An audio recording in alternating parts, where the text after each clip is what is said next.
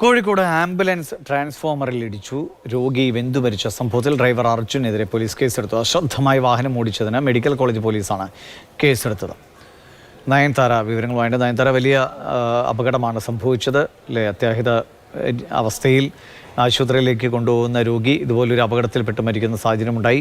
എന്താണ് പോലീസ് ഇങ്ങനെ ഒരു പെട്ടെന്ന് കേസെടുക്കാനുള്ള ഒരു കാരണമായി പറയുന്നതും? മറ്റുള്ളവർക്ക് കൂടുതൽ പരിക്കുകൾ പറ്റിയിരുന്നോ? വളരെ ദാരുണമായ ഒരു അപകടമായിരുന്നു സംഭവിച്ചത്.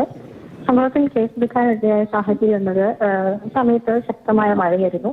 ഈ ഒരു സാഹചര്യത്തിൽ അമിത വേഗതയിൽ വാഹനം ഓടിച്ചു, അശ്രദ്ധമായ രീതിയിൽ വാഹനം ഓടിച്ചു എന്ന വകുപ്പുകൾ ചേർത്തുകൊണ്ടാണ് പോലീസ് കേസെടുത്തിരിക്കുന്നത്. കോഴിക്കോട് മെഡിക്കൽ കോളേജ് പോലീസാണ് സംഭവത്തിൽ ഈ ഡ്രൈവർ അരുണിനെതിരെ കേസെടുത്തിരിക്കുന്നത്.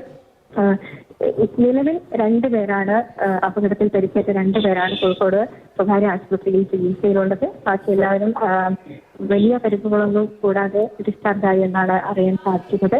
ഏതായാലും മരിച്ച രോഗിയുടെ